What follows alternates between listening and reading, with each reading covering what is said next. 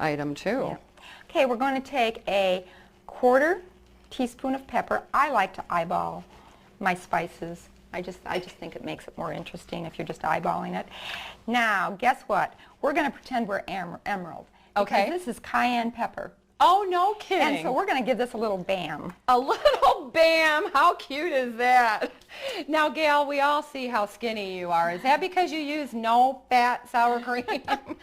Well, you know, you can actually make these recipes as low-fat as you want by using, I happen to use 2% milk, but you can use skim milk. Sure. The no-fat sour cream, that's just what I am used to baking with. And this is really nice because it just look at that. plops Isn't in. that wonderful? Yeah, this is really good for anything that's sticky. Okay, we're going to whisk this up. Now remember, this is an omelet.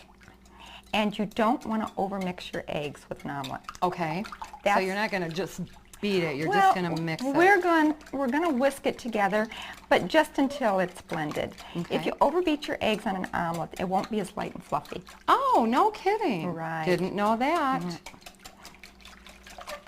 And you know, that looks wonderful. And I've got to say that those little added ingredients, the little cayenne pepper, the little wine, I would have to think that is just going to make it taste fabulous. Oh, it does. I cannot wait to taste this dish. Okay, we're going to pour that over. Okay. Now, how simple was that to put together? That was I mean, absolutely very simple. it didn't take a long time. I do have to give credit to Debbie Shire, is the person that found this recipe. I don't know where she found it, but she was kind enough to share it. And I think it's absolutely fabulous. She said it was one of the best overnight recipes that she'd ever tried, and I believe her.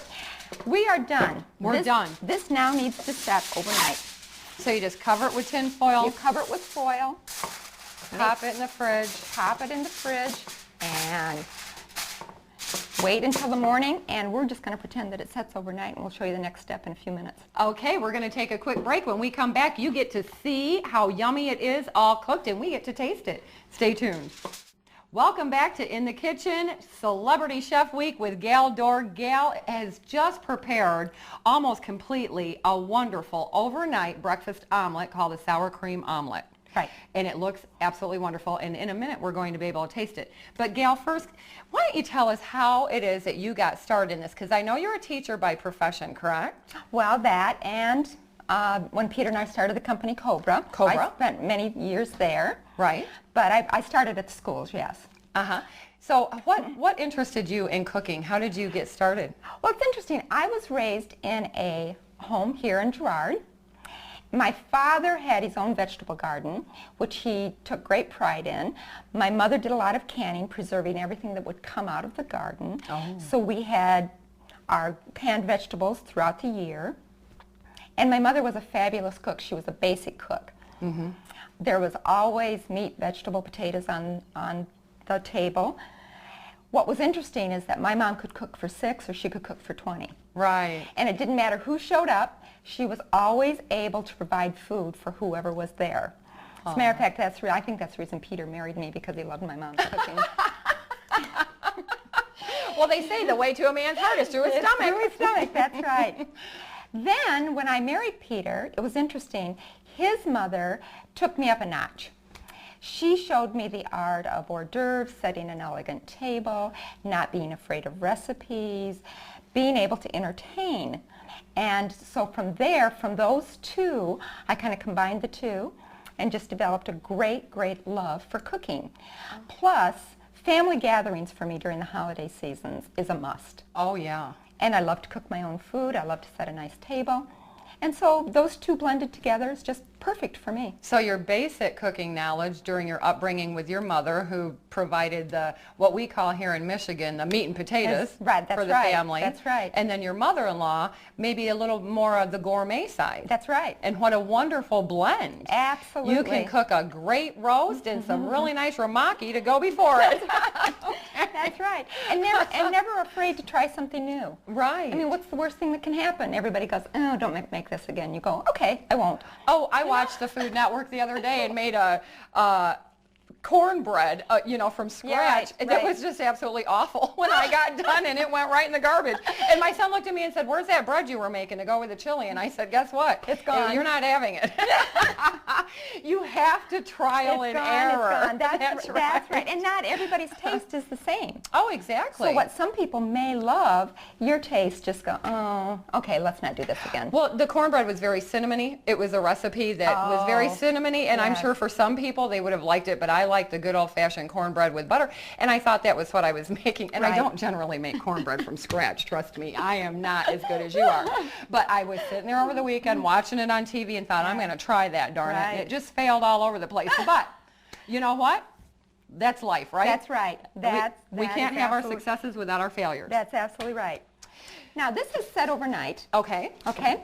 So what we're going to do is we're going to get this out in the morning. All right. But we're going to let it set on the counter for about 30 minutes. To kind of get to room temperature? Absolutely. Okay. We want to bring it back to room temperature. That way the eggs and everything will be really fluffy when you start baking it. Okay. But the last step we need to do is we need to put a half a cup of Parmesan cheese on it.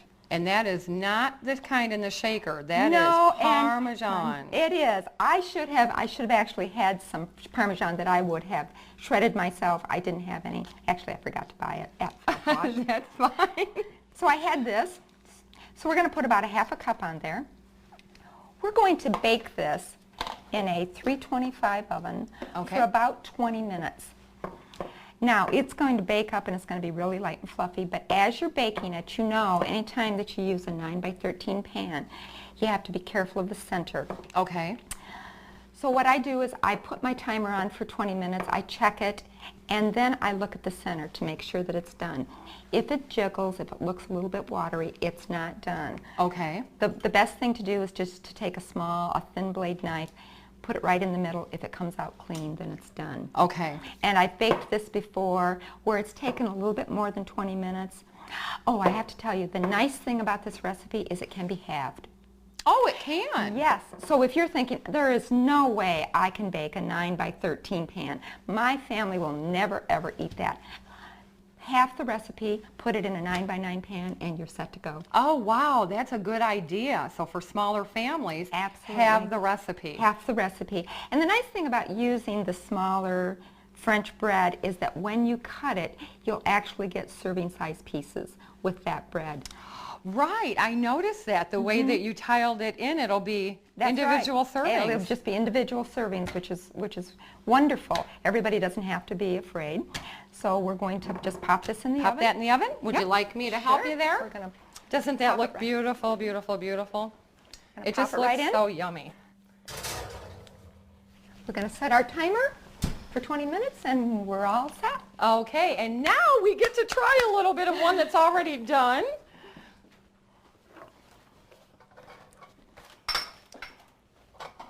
Isn't that gorgeous? And you can see that it almost, it lifts itself. Yes, it does. And combines itself into the omelet on its own. Right, right. Now this one I baked ahead of time and it has set for a little bit so it's a little bit cooler. And as it cools, it's going to come away from the pan like that.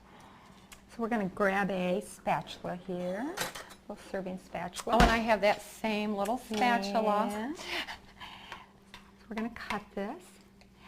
Now let me tell you, Lisa, is that when you're serving this, this can be a brunch dish or it can be a breakfast dish, whichever, but I like to serve fresh fruit with this. Oh, good idea.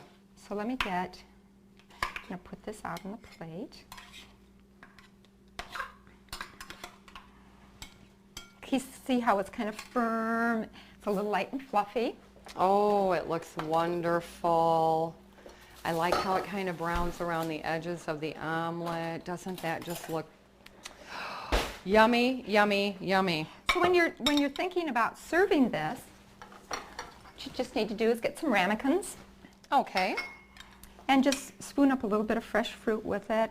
Don't be afraid to use a toast, muffins. I might make some lemon poppy seed muffins to add a little bit of sweetness to it.